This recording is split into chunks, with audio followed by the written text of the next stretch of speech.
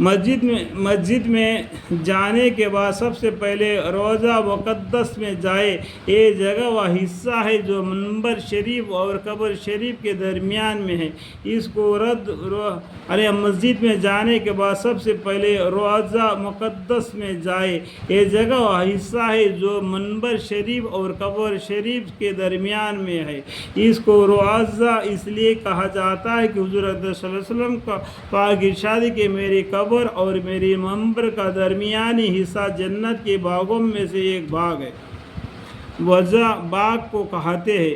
آئندہ فصل میں یہ حدیث آ رہی ہے، اگر باب جبرائیل سے مسجد میں داخل ہونے کی نوبت آتی ہے تو بہتر یہ ہے کہ حضرہ شریف کے پیچھے سے روضہ میں جائے تاکہ حضرہ کے سامنے سے گزرنے کی صورت میں بغیر سلام کیے آگے بڑھنا نہ پڑے۔ وہ روضہ مقدس میں پہنچ کر اول تحیۃ المسجد پڑھے۔ مسجد میں حاضری کے بعد حضور اقدس صلی اللہ علیہ وسلم کی خدمت میں حاضری سے قبل تحیۃ المسجد کا پڑھنا اولا ہے، اس لیے کہ یہ اللہ کا حق ہے جو رسول اللہ صلی اللہ علیہ وسلم کا حق پر مقدم ہے۔ نمبر میں شیخ عبیدر کے قصہ میں گزر چکا ہے کہ انہوں نے اول تحیۃ المسجد پڑھی، پھر حضور اقدس صلی اللہ علیہ وسلم کی خدمت میں حاضری ہوئی۔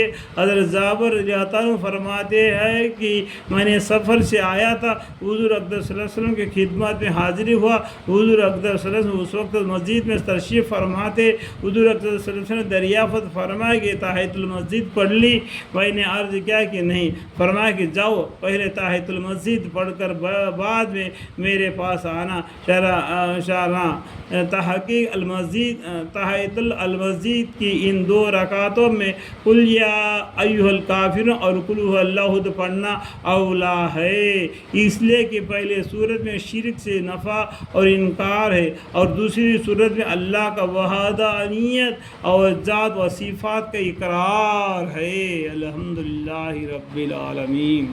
یعنی ہم مسجد میں جاتے ہیں، جمعے کے دن بھی ہم مسجد میں جاتے ہیں نا، وہاں پر کیا کرنا کہ تحیۃ المسجد پڑھتے ہیں، تحیۃ الوضو پڑھتے ہیں، نماز 2 رکعت اور 2 رکعت تحیۃ الوضو پڑھتے ہیں، اس کے ساتھ تحیۃ المسجد کی نماز بھی پڑھنا۔ اس میں کیا کرنا، پہلا قل یا ایھا الکافرون پڑھنا اور بعد میں قل ھو اللہ احد پڑھنا، اور تحیۃ الوضو میں میکسیمم پڑھتے ہیں انا انزلناہ فی لیلۃ القدر، اور اس کے بعد میں دوسرے رکعت میں قل ھو اللہ سورہ پڑھتے ہیں۔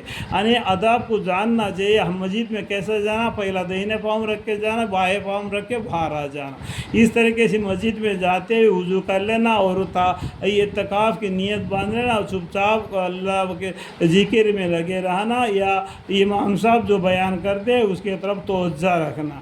الحمدللہ رب العالمین۔ ہم سب کو مسجد کے آداب کی اور مدینہ منور میں جانے کی توفیق عطا فرمائے، وہاں کے آداب کو بھی عادتاً میں بنا لے، اور مسجد حرام میں جانے کے بھی نصیب عطا فرمائے، وہاں کے بھی ادب کی اور مسجد اقصیٰ کی طرف بھی جانے کے توفیق عطا فرمائے۔